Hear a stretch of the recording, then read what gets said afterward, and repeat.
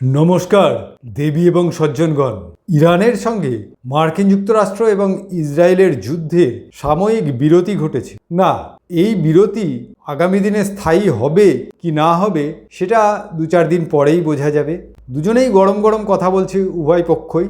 ঠিক আছে, দেখা যাক আলোচনার টেবিলে কি হয়। কিন্তু এখনই যদি যুদ্ধটা থেমে যায় বা এটাকেই সমাপ্তি হিসাবে ধরে নেওয়া যায়, তাহলে কাদের লাভ হলো বা কাদের লোকসান হলো একটু পর্যালোচনা করা যাক।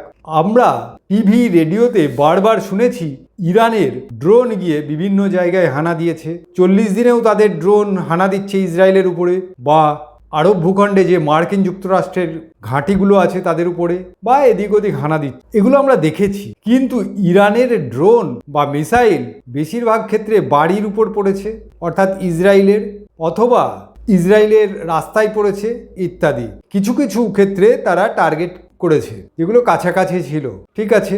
কিন্তু এই 40 দিনে অন্তত পক্ষে 1000 বার মার্কিন যুক্তরাষ্ট্র এবং ইসরায়েলের বিমান ইরানের আকাশে উড়েছে। তারা তো ইরানকে চুম্বন করে চলে আসেনি, তারাও কিছু ফেলে এসছে। আর এটা আপনাকে মনে রাখতে হবে, একটা ড্রোন 10 কেজি বা 20 কেজি বোমা বহনে সক্ষম হতে পারে, কিন্তু একটা বিমান 10 টন বা 20 টন বোমা নিয়ে গিয়ে ইরানের উপর ফেলে আসতে পারে। হ্যাঁ, আমি এটাও মানছি যে মার্কিন যুক্তরাষ্ট্রেরও 2-4টে বিমান ভেঙে পড়েছে, কিন্তু তাদের পাইলটকেও ধরা পড়েনি, কিছু পাইলট মরেও গেছে, এটাও ঠিক কথা। কিন্তু ইরানেরও প্রায় 5000 সামরিক অসামরিক ব্যক্তি মিলে মারা গেছে। ইসরায়েলের এই সংখ্যাটা হয়তো 50-60 হবে, বা 100ও হতে পারে, হবে না 100। উল্টো দিকে লেবাননে প্রায় 1-1.5 মোল্লা হুড়প্রাপ্তি ঘটেছে, এটাও ঠিক। এইবারে আসুন দেখা যাক যে লোকসান এবং লাভ কার হলো যদি এই মুহূর্তে যুদ্ধটা থেমে যায়। ইসরায়েল, ধরুন যুদ্ধ আজ থেমে গেল, তবুও ইসরায়েলের আয়তন 800 বর্গ কিলোমিটার বেড়ে গেল, কারণ তারা লেবাননের প্রায় 800 বর্গ কিলোমিটার জায়গা দখল করে নিয়েছে। আপনি ম্যাপটাই দেখুন কতটুকু দখল করেছে রিসেন্টকালে বা 25 সালে। আপনাকে মনে রাখতে হবে ইসরায়েলের ভূমি বেড়ে গেছে, অর্থাৎ 10 কিলোমিটার বাই 80 কিলোমিটার, এটা আপনাকে মনে রাখতে হবে। অর্থাৎ ধরুন দীঘা পর্যন্ত কলকাতা থেকে এতটা জায়গা 10 কিলোমিটার চওড়া ইসরায়েল দখল করে নিয়েছে। এইবারে আপনাকে একটা কথা মনে রাখতে হবে, আজকে লেবাননে এই যে হিজবুল্লাহ, অর্থাৎ ইরান সমর্থিত ইসরায়েলকে ধ্বংস করবার যে পার্টিগুলো আছে, তারা কিন্তু লেবাননে ক্ষমতায় নেই। লেবাননের একটি আলাদা সরকার ক্ষমতায় আছে, তাদের সেনাবাহিনী আছে।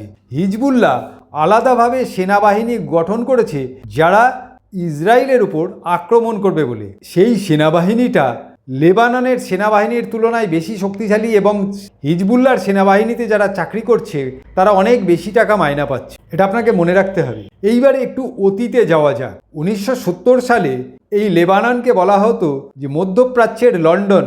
এখানে খ্রিস্টানেরা বেশি বাস করত, এবং এটা একেবারে উদারপন্থী একটা দেশ ছিল। প্রায় 100%ই খ্রিস্টান ছিল, বা 90% ছিল। সেই সময় এই লেবাননের মতিভ্রম ঘটল। তারা বলল, আমাদের জায়গা তো অনেক ফাঁকা পড়ে আছে, তা আরব ভূখণ্ড থেকে তোমরা এসো, মানে যত রিফিউজি আছো এসো। যেমন আজকে ইউরোপ করছে, যে আমাদের জায়গা ফাঁকা আছে, মধ্যপ্রাচ্য সিরিয়া থেকে লোকজন এসে ভরে যাচ্ছে, ইউরোপেও এখন গন্ডগোল বাঁধছে, সারিয়া আইন চালু করার দাবি হচ্ছে। তেমনি 1970 সালে এই লেবাননে সব আরব ভূখণ্ড থেকে পরিবার হাতে 5খানা বাচ্চা হাতে ধরে এবং পেটে 1খানা নিয়ে গিয়ে ওখানে বসতি স্থাপন করেছিল। তারপর আবার 4-5খানা হয়েছে।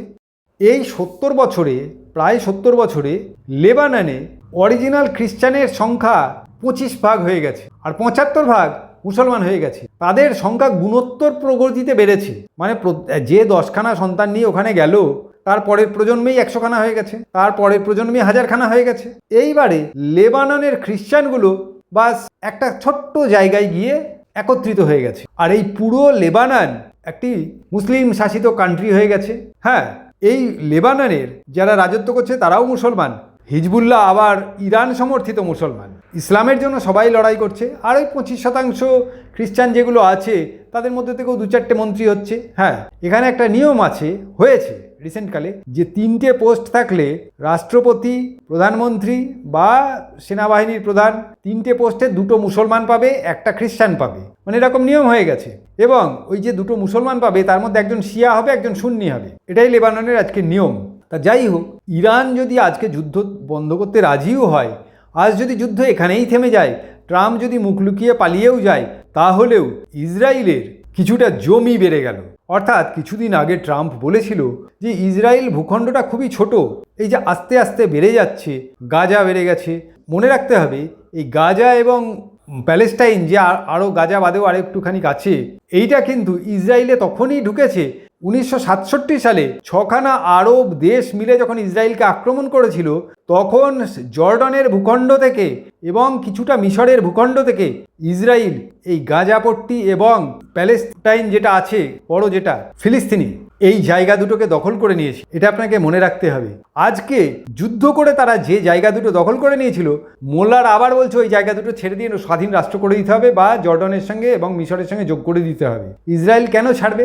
আজকে এই যে হিজবুল্লাদের 800 বর্গ কিলোমিটার জায়গা তারা দখল করে নিল, এটাও ইসরায়েলের মানচিত্রে দখল হয়ে থাকলো। ইসরায়েলের ম্যাপটা একটু বাড়লো। হ্যাঁ, ইরানকে ছেড়ে দেওয়া হবে না 100%।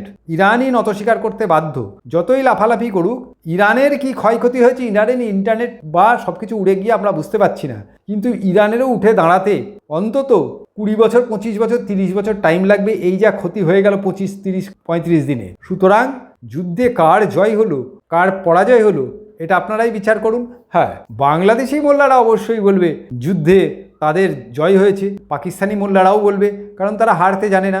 ড্রোনগুলো যে বোম ফেলছিল তাকেও তারা আরাবিল পাখি হিসাবে বর্ণনা করেছিল, কিন্তু এটা মনে রাখতে হবে যতগুলো ড্রোন ছাড়া হয়েছিল ততগুলো বিমান হামলা ইরানের উপর হয়েছে। সুতরাং ইরানের কি ক্ষয়ক্ষতি হয়েছে সেটা আল্লাহই জানেন, হয়তো বাংলাদেশের মোমেনরা কল্পনাও করতে পারছেন না। এখানেই ভিডিও শেষ করলাম। ধন্যবাদ।